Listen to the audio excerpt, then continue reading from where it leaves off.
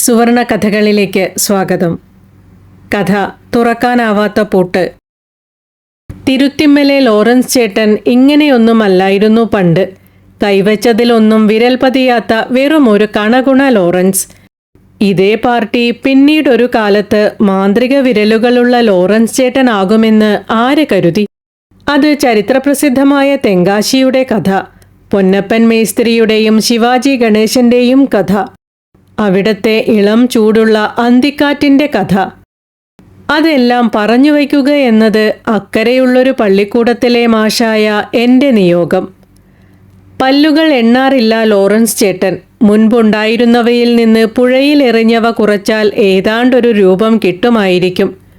കൊഴിയുന്ന പല്ലുകൾ മുട്ടിപ്പായി പ്രാർത്ഥിച്ച് പുഴവെള്ളത്തിലെറിഞ്ഞാൽ എന്നെങ്കിലും ഒരിക്കൽ താനേ മുളച്ചു വരുമെന്നാണ് പഴമക്കാരുടെ വിശ്വാസം. എന്തായാലും സംസാരിക്കുമ്പോൾ വെറ്റിലക്കറ പിടിച്ച അടിപോതായ പല്ലുകൾക്കിടയിൽ കൂടി വരുന്ന സീൽക്കാരത്തിന് അതിൻ്റേതായ നിറക്കലർപ്പും മെനകേടുമുണ്ട്. പോയ പല്ലുകൾക്കു പകരം വെപ്പുപല്ല് വെച്ചു കൊടുക്കാമെന്ന് ടൗണിലെ കട്ടിക്കണ്ണടക്കാരൻ പല്ലു ഡോക്ടർ പറഞ്ഞെങ്കിലും വാ തുറന്നില്ല ലോറൻസ് ചേട്ടൻ. പല്ലുകൾ എടുത്ത തമ്പുരാന് അത് തിരിച്ചു തരേണ്ട കാലവും അറിയാമെന്ന് ഉറപ്പ്. മുന്നിലുള്ള പുഴവെള്ളത്തെ പോലെ അതിൽ കിടക്കുന്നതെന്തിനും അതിൻ്റേതായ നേരുകളുണ്ട്. മച്ചാൻ തുരുത്തുകടവിൽ ബീഡിയും വലിച്ചിരിക്കുന്ന തുരുത്തിലെ ചിത്രകാരനും വാർത്താ പ്രചാരകനുമായ കടത്തുകാരൻ ആൻഡപ്പൻ പൊതുവെ ലേശം പത്രാസിലാണ്. കാരണം പറയാനൊരു ചരിത്രമുണ്ട് അയാൾ കാവലായ പുഴയ്ക്ക്. തലമുറകളിലൂടെ കൈമാറി വന്ന ചരിത്രം. വടക്ക് കൊച്ചിയും തെക്ക് തിരുവിതാംകൂറും അങ്ങനെ പുഴ അതിരായപ്പോൾ അടയാളമായി കരയിൽ നാട്ടിയ കൊതിക്കല്ലുകൾ സാക്ഷികളായി. കൊതിക്കല്ല് ഒരു വശത്ത് കൊച്ചിയും മറുവശത്ത് തിരുവിതാംകൂറും എന്ന് സൂചിപ്പിക്കുന്ന പഴയകാലത്തെ അതിർത്തിക്കല്ല്. അന്ന് ഇരുവശത്തും കൊമ്പൻ മീശക്കാരായ ചുങ്കക്കാർ പാറാവു നിന്നിരുന്നുവത്രേ. അരിക്ക് പഞ്ഞം കൊച്ചിയിൽ, പുകയിലയ്ക്ക് മിച്ചം തിരുവിതാംകൂറിൽ. ഒരു കൈ പുകയിലേക്ക് ഒരു വട്ടി അരി എന്ന തോതായിരുന്നു കള്ളക്കടത്തുകാർക്ക്. അന്നത്തെ കഥകൾ ശീലിൽ പറയാറുണ്ട് അപ്പൻ ഔസേപ്പ്. സാമാന്യം പുറം വരവുള്ള ചുങ്കക്കാരുടെ കൈയാളായി നിന്നാൽ വല്ലതും കാര്യമായി തടയും. കൂടാതെ വൈകുന്നേരത്തെ കള്ളും ബീഡിക്കെട്ടും ഫ്രീ. കൂട്ടത്തിൽ തിരുവിതാംകൂർ സൈഡിലാണ് കൂടുതൽ പശിമ. ആ വരവ് കൊഴുത്തപ്പോഴാണ് കടവത്തെ സി ക്ലാസ് കട അപ്പൻ പെട്ട വിലയ്ക്ക് വിറ്റുകളഞ്ഞത്. ഒടുവിലൊരു കാലത്ത് രണ്ടു രാജ്യങ്ങളും കൈകോർത്തപ്പോൾ ചുങ്കപ്പുരയും കത്തിച്ച് ചുങ്കക്കാർ നാടുവിട്ടപ്പോൾ കൊതിക്കല്ലുകൾ മാത്രം ബാക്കിയായി. ചരിത്രത്തിൻ്റെ മായാത്ത അടയാളങ്ങൾ. വൈകിട്ടത്തെ പട്ടയും ബീഡിക്കെട്ടും മുട്ടിയപ്പോൾ നിലയ്ക്കാത്ത പ്രാക്കുകളുമായി അപ്പൻ വീട്ടിലൊതുങ്ങി. അപ്പൻ്റെ വരുമാനം നിന്നപ്പോഴാണ് ആൻഡപ്പൻ കടത്തുപണി ഏറ്റെടുത്തത്.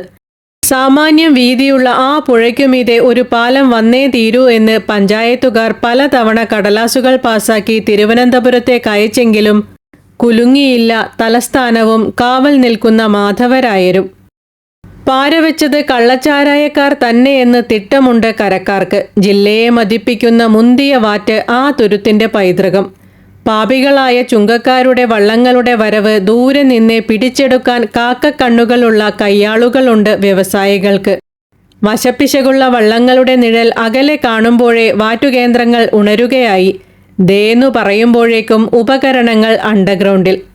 കടവത്ത് ചൊറികുത്തിയിരിക്കുന്ന ആൻഡപ്പന് വല്ലതും തടയുന്നത് ലോറൻസ് ചേട്ടനെ തേടി വരുന്നവരിൽ നിന്നു മാത്രം. കടത്തും കടന്ന് അക്കരെ പിടിക്കുന്നവരിൽ കൂടുതലും സ്കൂൾ പിള്ളേരും തിങ്കളാഴ്ച ചന്ത കൂടുന്നവരും. ഉൾനാടുകളിൽ നിന്ന് നീരുവറ്റാത്ത പച്ചക്കറികൾ വന്നെത്തുന്നത് തിങ്കളാഴ്ച ചന്തകളിൽ. പിന്നെ തലയിൽ പുല്ലിൻകെട്ടുമായി വരുന്ന ചില പെണ്ണുങ്ങളും. അവരുടെ നേർക്ക് കൈ നീട്ടാറില്ല ആൻഡപ്പൻ.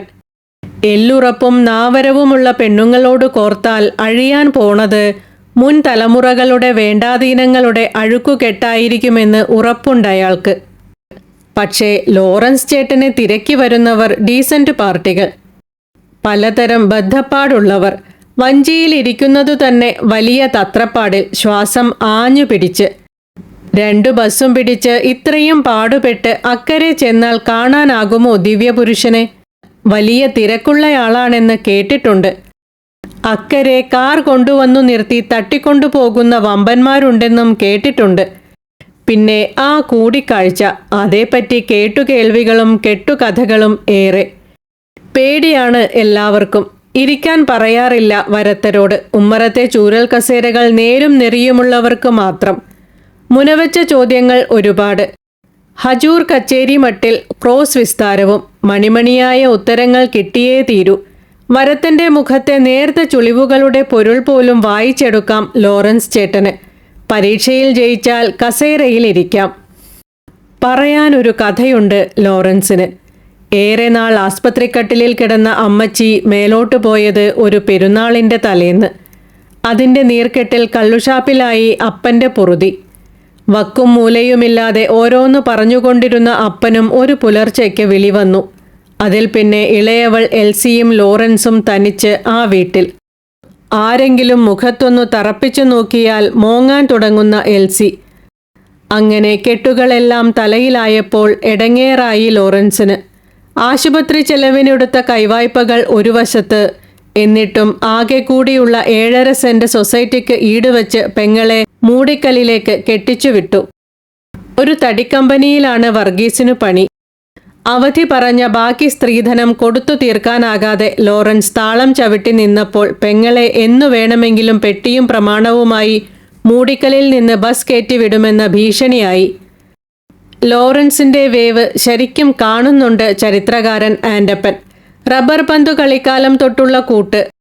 ഒടുവിലൊരു ഞായറാഴ്ച കുർബാന കൂടിയ ശേഷം അയാൾ ചോദിച്ചു, അല്ലാടാ ലോറൻസേ, എന്തു ഭാവിച്ചാ നീ ഈ നിൽപ്പ്? തനി അർക്കീസ ആ മുടിക്കലുകാരൻ.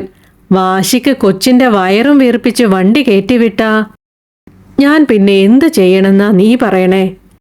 തലേ മുണ്ടിട്ട് സ്ഥലം വിടാൻ നോക്ക്, നേരവും കാലവും കളയാതെ. എങ്ങോട്ട്? എങ്ങോട്ടെങ്കിലും. ഒടേക്കാരനില്ലാത്ത വീട്ടിലേക്ക് കൊച്ചിനെ കയറ്റിവിട്ട വിവരമറിയും. പോക്കണം കേടാവില്ലേ കൊച്ചിന്?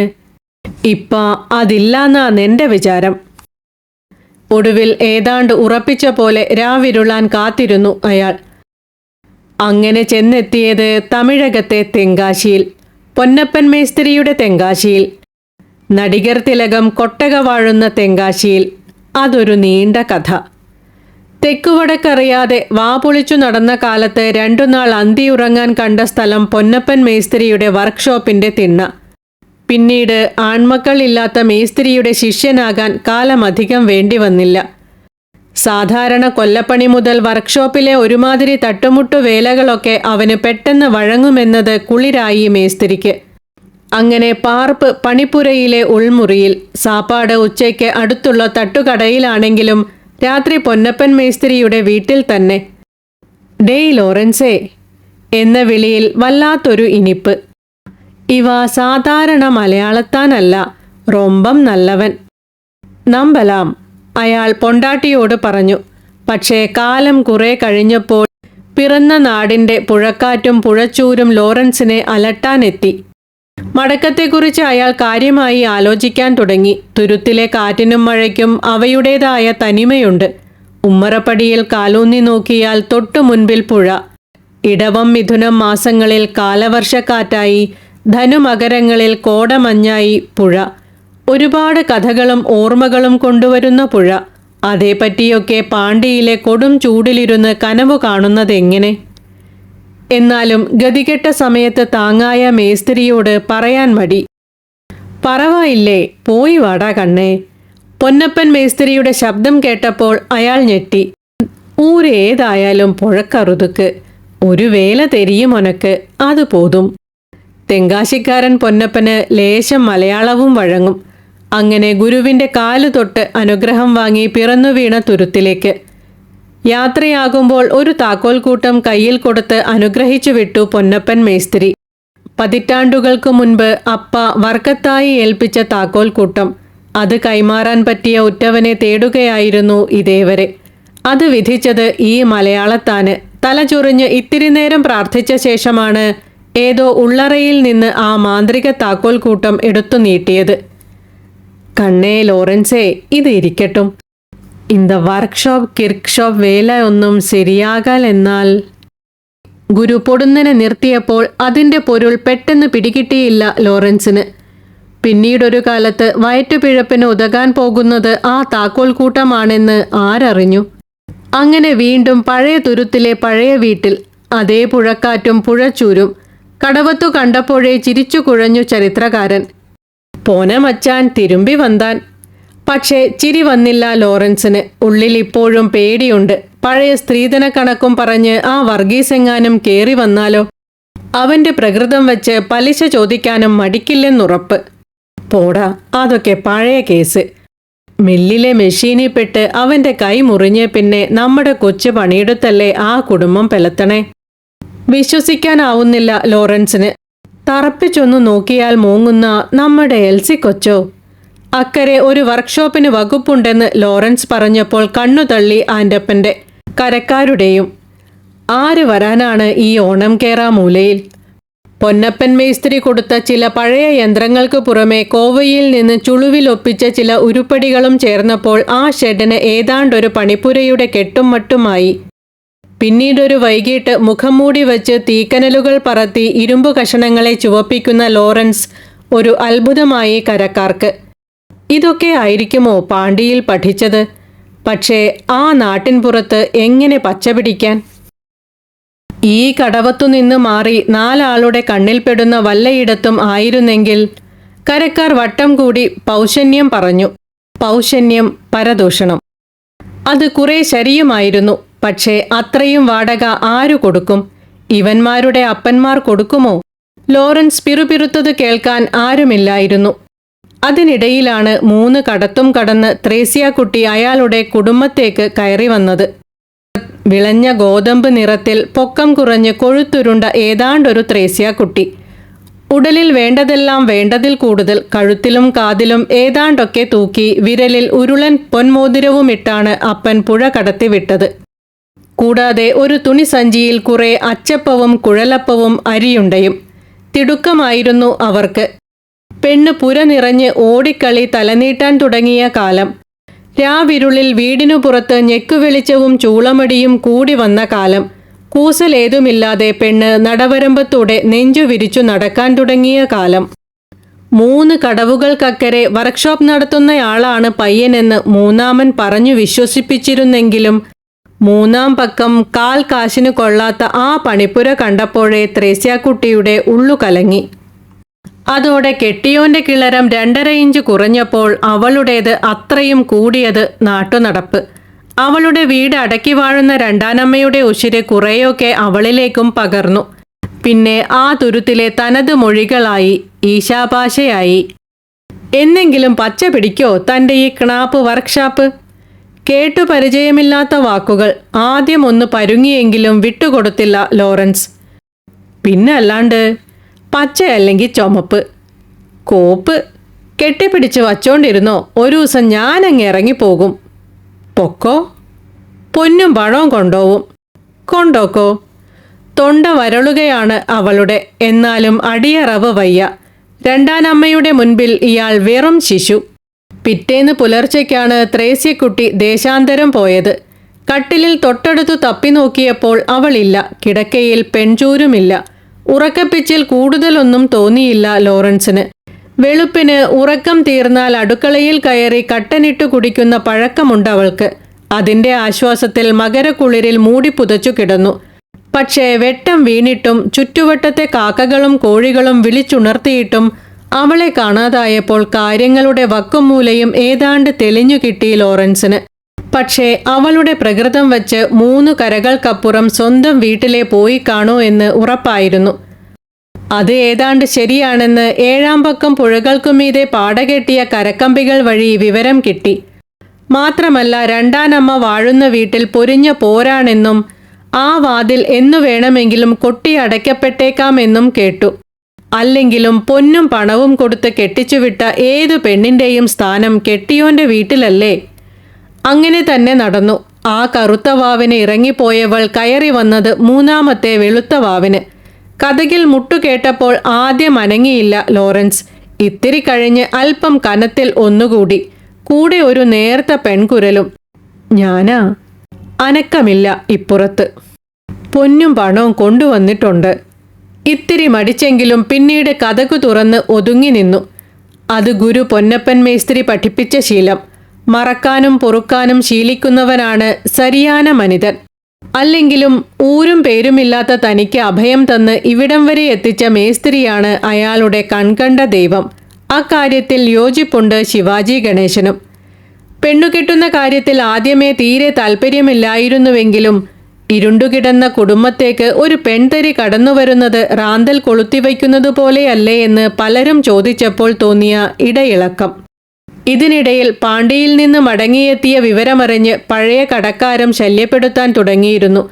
പലിശ വേണ്ട, മുതലെങ്കിലും കിട്ടിയാൽ മതിയെന്നു പറഞ്ഞ് വർഗീസ് എൽസി കൊച്ചിനെ പറഞ്ഞു വിട്ടാലോ? അങ്ങനെയിരിക്കെ ആകെ കൂടി വശമുള്ള ഇരുമ്പു പണിയും സുമാറാകാതെ വന്നപ്പോൾ ലോറൻസ് തളർന്നുപോയി. ഇനി എന്ത് എന്ന ചോദ്യം സദാസമയം കാതിൽ. ഒരു പെണ്ണുവന്നു കയറിയതോടെ വീട്ടുചെലവും താങ്ങാനാവുന്നില്ല. പെട്ടെന്നൊരു വെളുപ്പിന് ഒരു വെളിപാട് പോലെ പൊന്നപ്പൻ മേസ്ത്രിയുടെ മുഖം കൺമുൻപിൽ തെളിഞ്ഞു വന്നു. കാതിൽ അയാളുടെ ഇമ്പമുള്ള മൊഴികളും. കണ്ണേ ലോറൻസേ, ഇത് ഇരിക്കട്ടും. இந்த വർക്ക്ഷോപ്പ് കിർക്ക്ഷോപ്പ് വേല ഒന്നും ശരിയാകലെന്നാൽ.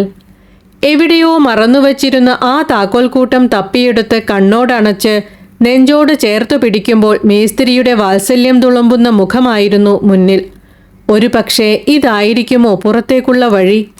ഇതിനിടയിൽ ഒരു വെളുപ്പിന് ത്രേസ്യാക്കുട്ടി കടവുകൾ കടന്ന് വീണ്ടും ദേശാന്തരം പോയി കഴിഞ്ഞിരുന്നു. മടുത്തു കാണണം പെണ്ണിന്, ലോറൻസ് ഉള്ളിൽ കുറിച്ചിട്ടു. ഒന്നോടൊപ്പം ഒരു പെൺവാഴ്വ് അസാധ്യമോ എന്ന പൊന്നപ്പൻ മേസ്ത്രിയുടെ കനവിലെ ചോദ്യത്തിന് എന്തോ അവതാ പറഞ്ഞ് ഒഴിയാൻ നോക്കി ലോറൻസ്. അല്ലെങ്കിലും ഇടയ്ക്കൊക്കെ ഗുരു അയാളോട് കുശലം പറയാറുണ്ട്. ഉച്ചമയക്കത്തിൽ, രാവുറക്കത്തിൽ. പലപ്പോഴും അയാളുടെ മുക്കിയുള്ള പറച്ചിൽ തീരെ ബോധിക്കാറില്ലെങ്കിലും ഇക്കുറി മടിയേതുമില്ലാതെ ഗുരു തല കുലുക്കിയതുപോലെ അയാൾക്ക് തോന്നി. കൂട്ടത്തിൽ ചില നുറുങ്ങുപദേശങ്ങളും. ഒരിക്കലും മേൽക്കൈ കൊടുക്കരുത് പൊണ്ടാട്ടിക്ക്.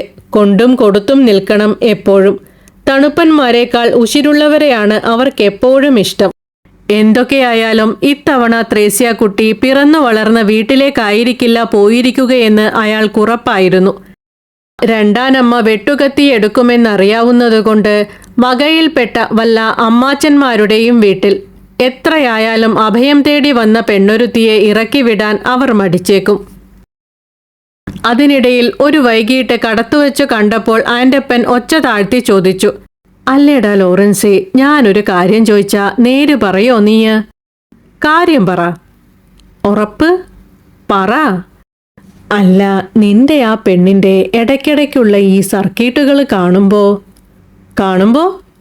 ചില പെണ്ണുങ്ങൾക്ക് ചിലതൊക്കെ കിട്ടേണ്ട സമയത്ത് കിട്ടിയില്ലെങ്കിൽ ഒരു കണ്ണിറുക്കുകയാണ് ആൻ്റപ്പൻ. ആദ്യമൊന്ന് പകച്ചെങ്കിലും ഇത്തിരി കഴിഞ്ഞപ്പോൾ ലോറൻസ് ചമ്മി. അതൊന്നുമല്ലാടാ, അവക്ക് വേണ്ടത് വേറെ ചിലതാ. ഓർത്തോർത്തു ചിരിക്കുകയാണ് ലോറൻസ്. വർക്കത്തായി ആ താക്കോൽക്കൂട്ടം കയ്യിലെടുക്കുന്നതോടെ അയാൾ കരക്കാരുടെ ലോറൻസ് ചേട്ടനായി മാറുകയായിരുന്നു. മാന്ത്രിക വിരലുകളുള്ള ചേട്ടൻ. ഏതു പൂട്ടും തുറക്കാവുന്ന പലതരം താക്കോലുകൾ. അവ ഉള്ളം കൈയിൽ വച്ചു കൊടുക്കുമ്പോൾ ഒരുറപ്പ് മാത്രം വാങ്ങാൻ മറന്നില്ല മേസ്ത്രി. നേരും നെറിയുമുള്ള പണികൾക്ക് ഇവ ഉപയോഗിക്കാവൂ. അല്ലെങ്കിൽ ഇത് ഏറ്റില്ലെന്നു വരും. ചിലപ്പോൾ തിരിച്ചടിക്കുകയും ചെയ്യും. അതോടെ ഏത് പുണ്യാളൻ മണ്ണിലിറങ്ങി വന്നാലും ഇക്കാര്യത്തിൽ യാതൊരു നീക്കുപോക്കിനും തയ്യാറല്ലെന്ന് ലോറൻസ് ഉള്ളിൽ കുറിച്ചിടുകയും ചെയ്തു. ആ മാന്ത്രിക താക്കോലുകൾ ആദ്യം എവിടെ പരീക്ഷിച്ചു നോക്കും? തെല്ലൊരങ്കലാപ്പിലായി ലോറൻസ് ചേട്ടൻ. അല്പം കഴിഞ്ഞ് ഏതോ ഉൾവിളി കിട്ടിയതുപോലെ ഞരങ്ങുന്ന മരക്കോണി കയറി തട്ടിൻപുറത്തുനിന്ന് അപ്പൂപ്പൻ്റെ പഴയ ഇരുമ്പുപെട്ടി തപ്പിയെടുത്തു. അതിൻ്റെ മുഖത്ത് പതിഞ്ഞിരിക്കുന്ന പിച്ചളപ്പൂട്ട് ക്ലാവ് പിടിച്ച് ചെതം കെട്ട് എന്തോ മാതിരിയായിരുന്നു. അപ്പൂപ്പൻ ഏറെക്കാലം ഭദ്രമായി പൂട്ടിക്കാത്തുവെച്ച അതിനകത്ത് എന്തെങ്കിലും കാണാതിരിക്കില്ലെന്ന് അപ്പൻ പറയാറുണ്ടായിരുന്നു. പൊന്നോ പണമോ ഒന്നുമാകില്ലെങ്കിലും വിലപ്പെട്ടതെന്ന് അങ്ങോര് കരുതിയിരുന്ന എന്തെങ്കിലുമൊക്കെ. അത് തുറക്കാനായി ഏറെ പണിപ്പെട്ടെങ്കിലും ഒടുവിൽ സുല്ലിട്ട് പിന്മാറുകയായിരുന്നു അപ്പൻ. എന്നെങ്കിലും ഒരു കൊല്ലനെ ഏർപ്പാടു ചെയ്യാമെന്ന് പറഞ്ഞിരുന്നുവെങ്കിലും പിന്നീടൊരനക്കവുമുണ്ടായില്ല. ആ പെട്ടിയാണ് ആ മാന്ത്രിക താക്കോലിട്ട് നൊടിയിടയിൽ തുറന്നു മലർത്തിയത്. കാര്യമായി ഒന്നുമില്ല. കുറേ പഴയ പത്രക്കട്ടിങ്ങുകൾ, ചട്ട ഇളകിപ്പോന്ന ഒരു വേദപുസ്തകം, നിറം മങ്ങിയ കടലാസുകൾ, വരയിട്ട നോട്ട് ബുക്കുകൾ, ചില ഓട്ടക്കാലണകൾ, പാട്ടുപുസ്തകങ്ങൾ. പക്ഷേ ആ നോട്ടുപുസ്തകങ്ങൾ തുറന്നു നോക്കിയപ്പോൾ പകച്ചുപോയി. അപ്പൂപ്പൻ്റെ ചില വിലക്കപ്പെട്ട കുത്തിക്കുറിപ്പുകൾ, പണ്ടത്തെ മഷിക്കുപ്പിയിൽ മുക്കി സ്റ്റീൽ പേന കൊണ്ട് കുറിച്ചിട്ടത്. കലക്കുമഷി അവിടവിടെയായി പടർന്നിട്ടുണ്ട്, ഈർപ്പം കലർന്ന് മാഞ്ഞിട്ടുമുണ്ട്. എന്നാലും കുറച്ചൊക്കെ വായിച്ചെടുക്കാം. അതിലൂടെ കണ്ണോടിച്ചപ്പോൾ 99-ലെ വെള്ളപ്പൊക്കത്തെപ്പറ്റിയുള്ള ചില വിവരണങ്ങൾ, കേട്ടുകേൾവികൾ. പുഴയിൽ വലിവ് വീഴുന്നത് ആദ്യം കണ്ടത്. പിന്നീട് വെള്ളം തുരുത്തിലേക്ക് കയറാൻ തുടങ്ങിയതോടെ തെല്ലൊരു പേടിയോടെ ഏറ്റക്കോൽ കുത്തി നിർത്തിയത്.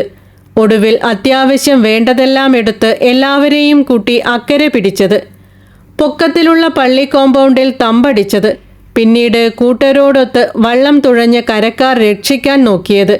എല്ലാം സൂക്ഷ്മമായി കുറിച്ചിട്ടിരിക്കുന്നു, ആർക്കോ വേണ്ടി രേഖപ്പെടുത്തി വയ്ക്കുന്നതുപോലെ. അന്നാദ്യമായി തൻ്റെ അപ്പൂപ്പനോട് ബഹുമാനം തോന്നി അയാൾക്ക്. വേണ്ടതിനും വേണ്ടാത്തതിനും വഴക്കു പറയുന്ന മുൻകോപക്കാരനായാണ് അദ്ദേഹത്തെ അതേവരെ കണ്ടിരുന്നത്. വലിയൊരു പിടിവാശിക്കാരനും. കാലവർഷക്കാലത്തെ മഴക്കെടുതികൾ തുരുത്തിനെ വല്ലാതെ അലട്ടാൻ തുടങ്ങിയപ്പോൾ പലരും മേൽക്കൂരയിലെ ഓല മാറ്റി ഓടിടാൻ തുടങ്ങിയെങ്കിലും അതിനു പാങ്ങുള്ള അപ്പൂപ്പൻ മാത്രം ഇടന്തടിച്ചു നിന്നു. പോയ കാലത്തിൻ്റെ തനിമയെ ഓർമ്മിപ്പിക്കുന്ന തെങ്ങോല മാറ്റാൻ മൂപ്പർ തയ്യാറായില്ല. പിന്നെ തെങ്ങിൻ്റെ കഴുക്കോലുകളും. നല്ല മൂത്ത തെങ്ങിൻ കഴകൾ ചീകി ഒതുക്കി ഓരുവള്ളത്തിൽ ഏറെക്കാലം മുക്കിയിട്ട് പദം വരുത്തി ഒരുക്കുന്ന തടിക്ക് തേക്കിൻ്റെ ബലമാണത്രേ. പിന്നെ താഴെ നിന്ന് നോക്കുമ്പോൾ തോന്നുന്ന ആ കൗതുകവും, അതൊന്ന് വേറെ തന്നെ. അത് എവിടെ നിന്നു കിട്ടാനാണ് ഈ കോമൺവെൽത്ത് ഓടുകളിൽ നിന്ന്? അതായിരുന്നു അപ്പൂപ്പൻ. പിന്നീട് എത്രയോ കഴിഞ്ഞാണ് അപ്പൻ മേൽക്കൂര ഓടിട്ടത്. ആ കുറിപ്പുകളിൽ ഏറ്റവും കൗതുകം തോന്നിയത് ഏതോ മഹാപ്രളയത്തിൽ പിറന്നു വീണ 7 തുരുത്തുകളെക്കുറിച്ചുള്ള ചില കഥകളാണ്.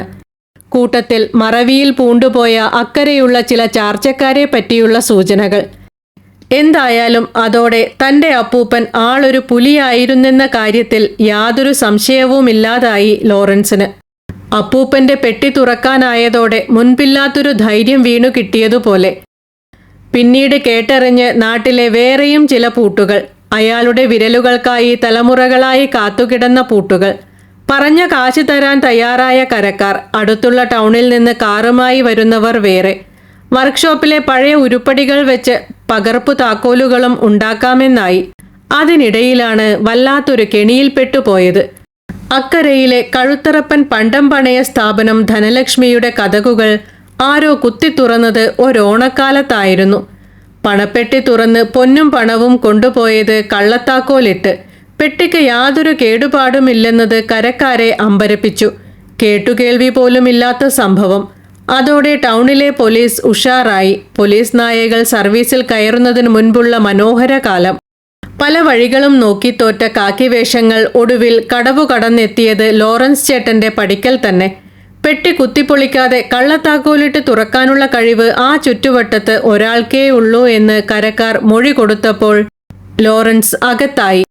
അന്നാണ് സൈമൺ നേഡിൻ്റെ പേരുകേട്ട എട്ടരക്കട്ട ഇടിയുടെ ഊക്ക് അയാൾക്ക് മനസ്സിലായത്. കുനിച്ചു നിറുത്തി കൈ ചുരുട്ടി മുതുകിനുള്ള ഇടി. ആരെയും ഭാവിയിൽ കൂനനാക്കാൻ കെൽപ്പുള്ള കൈക്രിയ. അതു കഴിഞ്ഞ് ഉടുതുണി ഉരിഞ്ഞു മാറ്റി നോട്ടം വീഴുന്ന ഇടങ്ങളിലെല്ലാം ലാത്തി അടയാളങ്ങൾ പതിപ്പിച്ചു. കരിന്തൊലിയിൽ തീയതിയും കുറിച്ചിട്ടു. താനല്ല ചെയ്തതെന്ന് കൂനം തുരുത്തു മാതാവിനെ ആണയിട്ട് പറഞ്ഞെങ്കിലും കനിഞ്ഞില്ല ഏട്. അങ്ങനെ രാത്രിയിൽ ഒരുപാട് വേദനകളും അതിലേറെ സങ്കടങ്ങളുമായി കൂനിക്കൂടിയിരിക്കുമ്പോൾ കൺമുൻപിൽ ഗുരു പൊന്നപ്പൻ മേസ്ത്രി പ്രത്യക്ഷപ്പെടുകയായി. കവലപ്പെടാതെ കണ്ണേ, ഇന്നേക്ക് 3 നാൾ അവളവ് താൻ, അപ്പുറം നീ ഊരുക്ക് പെരിയ ഹീറോ. ഒവ്വ ഒവ്വ. ലോറൻസിന് തൻ്റെ ഗുരുവിലുള്ള വിശ്വാസം പതിയെ കുറഞ്ഞു വരികയായിരുന്നു. ഇങ്ങനെ സൈമൺ ഏഡിൻ്റെ മയമില്ലാത്ത ഇടി കൊള്ളാനാണെങ്കിൽ ഡീസൻ്റായിട്ട് കക്കാനിറങ്ങിക്കൂടെ? വേണ, അപ്പടിയൊന്നും നനക്കാതെ ഇന്നേക്ക് 3 നാൾ അവളവ് താൻ, ഗുരു ആവർത്തിച്ചു. ഒവ്വ ഒവ്വ. ലോറൻസ് തീരെ വിശ്വാസമില്ലാതെ മൂളി. അന്നു രാത്രിയിൽ പണ്ടൊരിക്കൽ തെങ്കാശിയിലെ കൊട്ടകയിലെ തിരയിൽ കണ്ട ശിവാജി ഗണേശനെ ഓർമ്മ വന്നു. ഒന്നല്ല 2 ഗണേശന്മാർ, ഒന്ന് കറുപ്പിൽ മറ്റേത് കളറിൽ. അവർ തമ്മിൽ വലിയ വാക്പോരാണ്. അതും കൊട്ടക കലക്കുന്ന ഒച്ചയിൽ. അത് വലിയൊരു സൂചനയായിരുന്നു ലോറൻസിന്. അന്നേക്ക് കളർ ശിവാജി കാട്ടിയ വഴി താൻ ഉണ്മയായ വഴി. മേസ്ത്രിയും കളറിലുള്ള ശിവാജിയും പറഞ്ഞത് ശരിയായിരുന്നു. മൂന്നാം നാൾ ശരിയായ പുള്ളിയെ പിടികിട്ടി. ഒപ്പം തൊണ്ടിമുതലിന്റെ പാതിയും. അതോടെ പുറത്തിറങ്ങി വീട്ടിലെത്തിയ ലോറൻസ് ഉഴിച്ചിലും ചികിത്സയുമായി കൂടിയത് 1.5 മാസം. നേരെ ചൊവ്വേ നടക്കാൻ പാങ്ങില്ലാത്തതുകൊണ്ട് ആട്ടിൻകാൽ സൂപ്പ് തയ്യാറാക്കി കൊടുത്തത് അയൽവക്കത്തെ മേരിത്താത്തി. എന്തായാലും ആ സ്റ്റേഷൻ യാത്രയോടെ ലോറൻസ് കോലൊടിച്ചിട്ടു. അതും നല്ല പരുത്തിക്കോൽ. മേലിൽ പണപ്പെട്ടികളിൽ കൈവയ്ക്കുന്നതു പോയിട്ട് അതിനു നേർക്ക് നോക്കാൻ കൂടി പാടില്ല. അക്കൂട്ടത്തിൽ അമ്പലങ്ങളിലെയും പള്ളികളിലെയും നേർച്ചപ്പെട്ടികളും ഉൾപ്പെടും. അങ്ങനെ ഇരിക്കെയാണ് അടുത്ത കെണി വീഴുന്നത്. അതും അക്കരയിലെ ഇടവകയുടെ കാവലാളായ നാട്ടുകാരുടെ ആദർശ പുരുഷനായ പത്രോസച്ചനിൽ നിന്ന്. മലവെള്ളത്തിന് മുൻപത്തെ പെരുന്നാളിന്റെ 2 ആഴ്ച മുൻപാണ് വലിയ ദുരിശത്തിൽ അച്ഛൻ കയറി വന്നത്. പള്ളിയിലെ നേർച്ചപ്പെട്ടിയുടെ താക്കോൽ കളഞ്ഞു കുളിച്ചത് കപ്പ്യാർ പൗലോ ആണെങ്കിലും ചങ്കിടിക്കുന്നത് വികാരിയുടെ. പെരുന്നാളുകൾ ഓരോ കൊല്ലവും ജോറായി നടത്തിയില്ലെങ്കിൽ ഇടവകക്കാരുടെ മുൻപിൽ തലപൊക്കി നിൽക്കാൻ പാടാണ്. അതും കുശുമ്പും കുന്നായ്മയും ആഘോഷിക്കുന്ന നാട്. താക്കോലില്ലാതെ പെരുന്നാളിനു മുൻപ് പെട്ടി എങ്ങനെ തുറന്നു കിട്ടും? അങ്ങനെ ആലോചിച്ചു പോയപ്പോഴാണ് ആരോ ലോറൻസ് ചേട്ടന്റെ പേര് പറഞ്ഞത്. അങ്ങനെ വലിയൊരു ആശ്വാസത്തോടെയാണ് അക്കരയിലെ ലോറൻസിനെ വിളിച്ചു കൊണ്ടുവരാൻ കപ്പ്യാരെ വിട്ടത്. കട്ടയ്ക്കടുത്തില്ല ലോറൻസ് ചേട്ടൻ. അങ്ങനെ കപ്പ്യാർ വിയർത്തൊലിച്ച് വന്നു കയറിയതോടെ തളർന്നത് അച്ഛനായിരുന്നു. ഞാൻ പറഞ്ഞിട്ട് ഏക്കണില്ലച്ചോ. അച്ഛൻ തന്നെ അവിടം വരെ ഒന്ന് മടിയോടെയാണ് പറഞ്ഞൊപ്പിച്ചത്. മുൻപൊന്നും കാണാത്ത തരത്തിലുള്ള ധിക്കാരം. വിശ്വസിക്കാനായില്ല പത്രോസ് അച്ഛന്. തന്നോടൊക്കെ ഇങ്ങനെ കൽപ്പിക്കാൻ ഇവൻ ആരുവാ? എന്നതാടാ അയാള് പറയണേ? നേർച്ചപ്പെട്ടികളൊക്കെ തുറക്കാൻ അയാളെ കിട്ടില്ലെന്ന്. പള്ളിയുടെ പെട്ടിയല്ലയോ, പിന്നെ എന്നതാ? ഏതോ സൈമൺ ഏഡിന്റെയും പൊന്നപ്പൻ മേസ്ത്രിയുടെയും ഒക്കെ കാര്യങ്ങൾ പറയണത് കേട്ടു. എനിക്കൊന്നും മനസ്സിലായില്ല. അങ്ങനെ ഗതി കെട്ടപ്പോഴാണ് കടത്തു കടന്ന് ലോറൻസ് ചേട്ടന്റെ വീട് വരെ പോകാൻ അച്ഛൻ തയ്യാറായത്. വഞ്ചി തുഴയുന്നതിനിടയിൽ ചരിത്രകാരൻ ആൻഡപ്പൻ കുത്തിക്കുത്തി ചോദിച്ചിട്ടും ഒന്നും വിട്ടു പറയാതിരിക്കാൻ അച്ഛൻ ശ്രദ്ധിച്ചു. എന്നിട്ടെന്താ, കപ്പ്യാരല്ല അച്ഛൻ തന്നെ വന്നിട്ടും പൊടിക്കു പോലും ഇളകിയില്ല ലോറൻസ്. ഒടുവിൽ മൂപ്പർ അടവൊന്നു മാറ്റി. ലേശം മയത്തിൽ കൂടി. അങ്ങനെ ഇങ്ങനെ ആരുടെയും മുൻപിൽ കുനിയാത്ത 6 അടി ഉയരവും തൂവെള്ള നിറവുമുള്ള പത്രോസ് അച്ഛൻ. പെരുന്നാളിനു മുൻപ് നേർച്ചപ്പെട്ടി തുറന്നു കിട്ടേണ്ടത് ഇടവകക്കാരുടെയും ആവശ്യം. അല്ലെങ്കിലും കപ്പ്യാർ പൗലോയുടെ തെറ്റിന് അച്ഛൻ എന്തിനു പിഴയിടണം? എന്നിട്ടും വിട്ടുകൊടുക്കാൻ മടിയായിരുന്നു ലോറൻസിന്. സൈമൺ ഏഡിന്റെ ഇടിക്കു പുറമെ ഇത് പൊന്നപ്പൻ മേസ്ത്രിക്ക് കൊടുത്ത വാക്ക്, തെങ്കാശി കൊട്ടകയിൽ വെച്ച് ശിവാജിക്ക് കൊടുത്ത വാക്ക്, അതൊക്കെ തെറ്റിച്ചാൽ കൈവന്ന ശക്തി കൈവിട്ടാലോ? ആ വഴി അടഞ്ഞപ്പോൾ ഒരു കാര്യം ഉറപ്പിച്ചു പത്രോസച്ചൻ. ഇനി ഇത്തരം പോക്കണംകേടുകൾക്ക് കിട്ടത്തില്ല വികാരിയച്ഛന്മാരെ. അങ്ങനെ വല്ലാത്തൊരു മനസ്താപത്തോടെ തലയും കുമ്പിട്ട് അച്ഛൻ മടങ്ങിയപ്പോൾ ലോറൻസിന്റെ ഉള്ളു കലങ്ങി. അക്കരയിലെ ഇടവകക്കാരുടെ മുൻപിൽ ഒരു കാര്യവുമില്ലാതെ തെറ്റുകാരനാവുകയാണ് ഞാൻ. അന്നു രാത്രി ഉറക്കം വരാതെ തിരിഞ്ഞും മറിഞ്ഞും കിടക്കുമ്പോൾ കൺമുൻപിൽ പൊന്നപ്പൻ മേസ്ത്രിയും ശിവാജി ഗണേശനും മടങ്ങി വന്നു. കവലപ്പെടാതടാ, നീ സരിയാന ശിങ്കം. കളറിലെ ശിവാജി ഉറക്കെ കൈതട്ടി. ആമാങ്കേ, ഗുരുവും പിന്താങ്ങി. ഇരുണ്ട ശിവാജിയുടെ മുഖത്തു മാത്രം കട്ടക്കലിപ്പ്. താൻ ഏറ്റെടുക്കുന്ന ദൗത്യത്തിന്റെ പ്രാധാന്യം നന്നായി അറിയാം ലോറൻസ് ചേട്ടന്. കാരണം അയാളെ കാത്തിരിക്കുന്നത് പലതരം എരണം കെട്ട പൂട്ടുകളാണ്. ഒരുമാതിരി കൈക്രിയകൾക്കൊന്നും വഴങ്ങാത്ത പൂട്ടുകൾ. ക്ലാവു പിടിച്ച് പാതിയുമടഞ്ഞ് മെനകെട്ടവ, താക്കോൽ കളഞ്ഞുപോയവ, മുൻപുണ്ടായിരുന്ന ഡ്യൂപ്ലിക്കേറ്റ് കൂടി കൈമോശം വന്നവ. പൂട്ടുകൾ കാവലിരിക്കുന്ന ഉരുപ്പടികളുടെ തരാതരം പോലെ ഇരിക്കും ഓടേക്കാരന്റെ വെപ്രാളവും. വല്ല പൊന്നും പണ്ടവുമാണെങ്കിൽ പെമ്പിളമാരുടെ പ്രാക്കും ഏറ്റുവാങ്ങി തലകുമ്പിട്ടിരിക്കുന്ന ഒടേക്കാരന്റെ ഏനക്കേട് കണ്ടാൽ ചിരി വരാറുണ്ട് ലോറൻസ് ചേട്ടന്. വിലപ്പെട്ട താക്കോലുകൾ സൂക്ഷിക്കാൻ അറിയാത്ത പോങ്ങന്മാർ ഇതെല്ലാം കേൾക്കേണ്ടവർ തന്നെ. ഇനി ആ താക്കോലുകൾ കളഞ്ഞുപോയത് പെണ്ണിന്റെ മടിക്കുത്തിൽ നിന്നാണെങ്കിലും തോറ്റുകൊടുക്കുന്നതാണ് കുടുംബത്ത് കിടന്നു പൊറുക്കാനുള്ള എളുപ്പവഴി. എപ്പോഴും തെറ്റുപറ്റുന്നത് ആണുങ്ങളുടെ സൈഡിൽ. പെണ്ണിനാണെങ്കിൽ ആനയുടെ ഓർമ്മയാണ്. എന്തായാലും കളഞ്ഞുപോയ ഏത് താക്കോലിന്റെയും പുറകിൽ വലിയൊരു മറവിയുടെ കഥയുണ്ടാകുമെന്ന് അസ്സലായി അറിയാം ലോറൻസ് ചേട്ടന്. കാരണക്കാരൻ ആരുമാവാം. വേണ്ടതിലേറെ ഭദ്രമായി സൂക്ഷിക്കുന്ന താക്കോലുകളാണ് മിക്കപ്പോഴും കാണാതാകാറ്. പൊതുവെ നേരും നെറിയും ഉള്ളവയാണ് താക്കോലുകൾ എന്ന് വിശ്വസിക്കുന്നയാളാണ് ലോറൻസ് ചേട്ടൻ. അർഹതയില്ലാത്ത കൈകളിൽ പലപ്പോഴും ഉറച്ചിരിക്കാറില്ല വിലപ്പെട്ട താക്കോലുകൾ. ഇതിനിടയിൽ ത്രേസ്യാക്കുട്ടി എന്നു വേണമെങ്കിലും മടങ്ങി വന്നേക്കാമെന്ന ന്യൂസ് കരക്കമ്പി വഴി തുരുത്തിലെത്തി. അമ്മാച്ചന്റെ വീട്ടിലെ തൊണ്ടുതല്ലലും തെങ്ങോലമടയലും മടുത്തു കാണും ഒരുമ്പെട്ടവൾക്ക്. അല്ലെങ്കിലും ഇവിടത്തെ പോലത്തെ റാണിപ്പട്ടം മറ്റെവിടെ കിട്ടാനാണ്? മാത്രമല്ല പഴയ വർക്ക്ഷോപ്പൊക്കെ വിട്ട കെട്ടിയോൻ ഇത്തിരി പച്ച പിടിച്ചു വരികയാണെന്ന കേൾവിയുമുണ്ട്. കൈത്തണ്ടയിലെ ഒരു വള ധനലക്ഷ്മിയിലെ സേഫിൽ എത്തിയോ എന്നും കേൾവിയുണ്ട്. അതിനിടയിൽ ഒരു രാവിലെ സമരിക്കായി കടത്തു കടന്ന് 3 പേർ വന്നു. ഒരു കുറ്റിത്തലമുടിക്കാരനും 2 ചെറുപ്പക്കാരും. ചെറുപ്പക്കാർ റൂളും വകുപ്പും പറഞ്ഞ് ചൊറിഞ്ഞു കയറിയപ്പോൾ കുറ്റിത്തലമുടി ഇടപെട്ടു. അക്കരയിലെ ബന്ധുവീട്ടിൽ വലിയ മനസ്താപത്തിലാണത്രേ പെണ്ണ്. ജലപാനം പോലും ഇല്ലാതെ കരച്ചിലും പിഴിച്ചിലുമായി കഴിയുന്നു. തെറ്റുകൾ ഏറ്റുപറഞ്ഞ് എപ്പോൾ വേണമെങ്കിലും തിരിച്ചു വരാൻ തയ്യാർ. അവർ മറുപടിക്കായി കാത്തുനിൽക്കെ മിന്നായം പോലെ ലോറൻസ് ചേട്ടൻ എഴുന്നേറ്റു. മുൻവാതിലടച്ച് അകത്തുനിന്ന് കുറ്റിയിട്ടപ്പോൾ അതിൻ്റെ ഒച്ച കരണത്തു കിട്ടിയ അടിയായി വരത്തർക്ക്. അണ്ണാന്റെ മുതുകിലെന്ന പോലെ 3 വരകൾ. കവിളുകൾ തലോടിക്കൊണ്ട് കടവത്തെത്തിയവരെ കണ്ട് ആൻ്റപ്പൻ തരിച്ചു നിന്നു. ചട്ടപ്രകാരം കടവത്ത് താൻ വിസയടിച്ചു വിട്ടവരോട് ഇങ്ങനെയോ? കേട്ടറിഞ്ഞ് ഓടിയെത്തിയ ആൻ്റപ്പന്റെ കവിളത്തെ തിണർപ്പു കണ്ടപ്പോൾ കൂട്ടുകാരന് ചിരി. നീ എന്തു ഭാവിച്ചാ ലോറൻസേ? കെട്ടിക്കൊണ്ടുവന്ന പെണ്ണിനെ വീട്ടിൽ കേട്ടില്ലാന്ന് വെച്ചാ? ഞാൻ പറഞ്ഞു വിട്ടതല്ലല്ലോ, തന്നെത്താനെ ഇറങ്ങിപ്പോയതല്ലേ. ഇപ്പൊ മാപ്പ് പറഞ്ഞ് അവള് മടങ്ങി വരാൻ നിൽക്കുമ്പോ പച്ചപ്പ് നോക്കി നടക്കണത് കന്നുകാലികളുടെ സ്വഭാവമാ. എന്നാലും ആൻ്റപ്പൻ ചെല്ല്, കടവത്ത് ആള് കൂടിയിട്ടുണ്ടാവും. ഇതിനിടയിൽ കപ്പ്യാർ പൗലോ വഴി പത്രോസച്ചന്റെ കടുത്ത തിട്ടൂരമെത്തി. ആരെന്തു പറഞ്ഞാലും ഇനി വാതിൽ തുറന്നു കൊടുക്കരുത്. ഇങ്ങനത്തെ ഒരു നിഷേധിയെ നമുക്ക് വേണ്ട. കപ്പ്യാരെ കൂടി ഞെട്ടിച്ച തീരുമാനം. സാധാരണയായി ഇത്തരം കടുത്ത തീരുമാനങ്ങളൊന്നും എടുക്കാറില്ല പത്രോസച്ചൻ. ഈ ഊരുവിലക്ക് കരക്കമ്പികൾ വഴി 7 തുരുത്തുകളിലും പരന്നു കാണണം. അതുകൊണ്ടാവണം ഇനിയൊരു മടങ്ങിവരവ് എളുപ്പമല്ലെന്ന് ത്രേസ്യാക്കുട്ടിയും അറിഞ്ഞു കാണും. ഇതെല്ലാം കെട്ടുകഥകൾ. അല്ലെങ്കിലും ലോറൻസ് ചേട്ടന്റെ പെരുമ ഞങ്ങളുടെ കരയിലും വാഴ്ത്തുപാട്ടാണല്ലോ.